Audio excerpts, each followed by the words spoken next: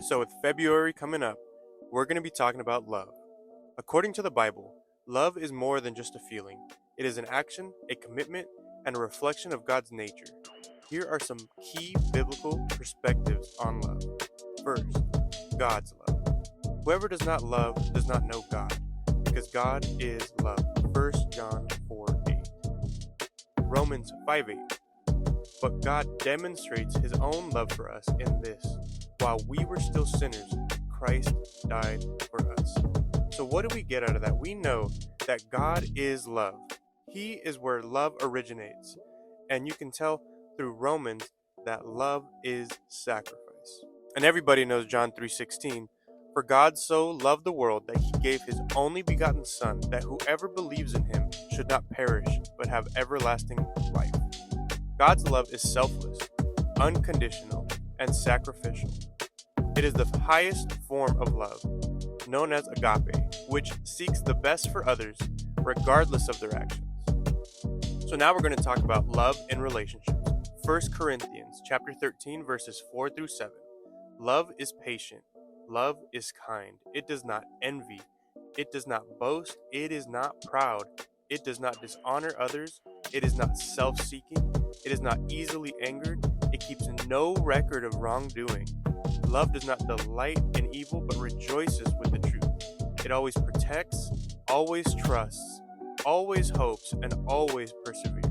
So these verses describe the qualities of love in human relationships, emphasizing humility, forgiveness, patience, and endurance.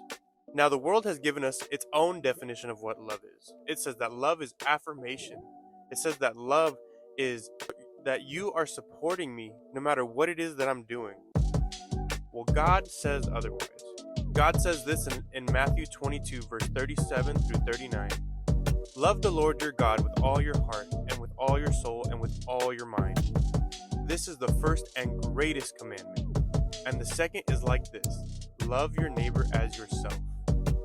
John 13, 34, 35. A new commandment I give you: love one another as I have loved you. So you must love one another.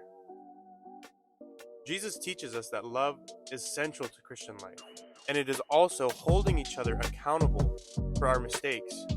Because Jesus loved you, he pulled you out of your sin. He did not let you fester and sit in your sin. He pulled you out of it. That was his form of love to us, and he sacrificed himself to do it. So who are you to allow someone else to sit in their sin? That is not loving them as Jesus has loved you, and it is not loving them as you love yourself. Now, we are reminded by the world that love is letting somebody do whatever they want to do. Jesus has said otherwise. It is stated in that verse that you are to treat others as Jesus has treated you.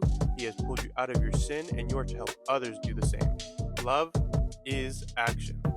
1 John 3:18. Dear children, let us not love with words or speech, but with actions and in truth.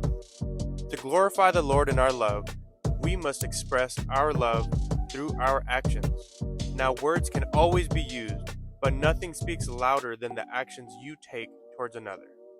As we prepare for the month of love, remember what love truly is, who gave it to you, and where it originated.